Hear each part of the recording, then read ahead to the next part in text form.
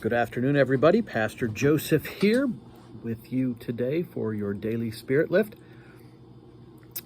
In the Latin and in the French, where we think the word religion comes from, it means to relate, to reconnect.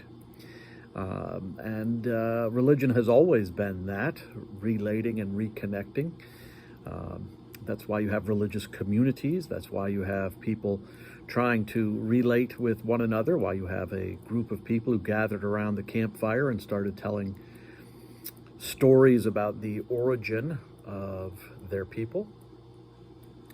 But it also means, in the best sense of the term, relating to yourself. If your religion makes you less of yourself, then there are some things you have to examine. Is this something that helps me to flourish, or is this something that makes me less? So often in our lives, we have this voice in our head from childhood, from school, that we were never good enough, that we were deserved to be bullied, that we weren't feminine enough if we were girls, we weren't masculine enough if we were boys, that there were things about us that just didn't meet up to other people's expectations, that we were lazy, that we were stupid, that our only role in life was to grow up and serve other people. It's very common with what women, young girls are often told. For a boy, we were told that you weren't to show emotions, that your job was to provide for your family. And if that meant never being home, well, that was just what it cost to be a man in American society.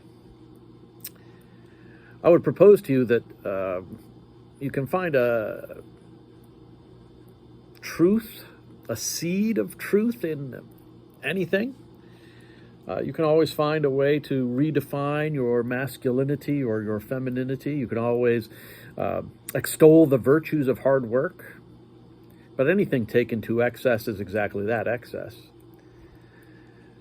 And so I would encourage you, the next time you hear that voice, it's in your head, it's there for a reason. Maybe it's a reminder of where mom and dad were.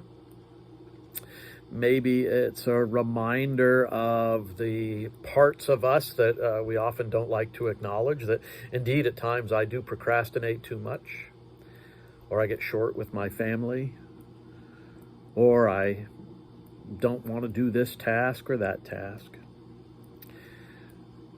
But taking that to religion, taking that to prayer, is very often a very helpful first step to admit it. This is why in churches we encourage people to open up in prayer. There's nothing you can hide from the divine. And that goes for clergy.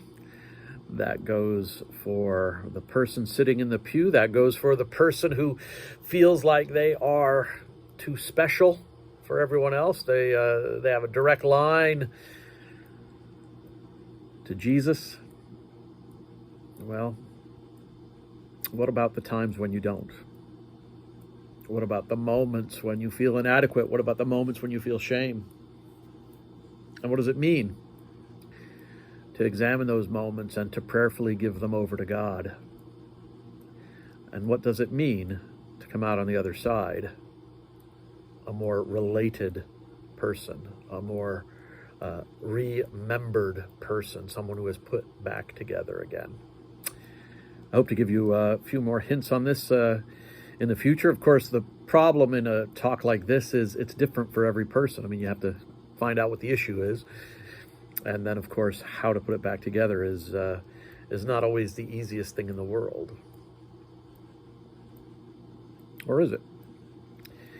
You know, maybe those ancients had it right, sitting around the campfire, telling the stories of our ancestors, Abraham, Isaac, and Jacob, telling the stories of Moses. Something to chew on today. All right. Take care of yourselves. Love you all and miss you all. We'll talk soon. Bye.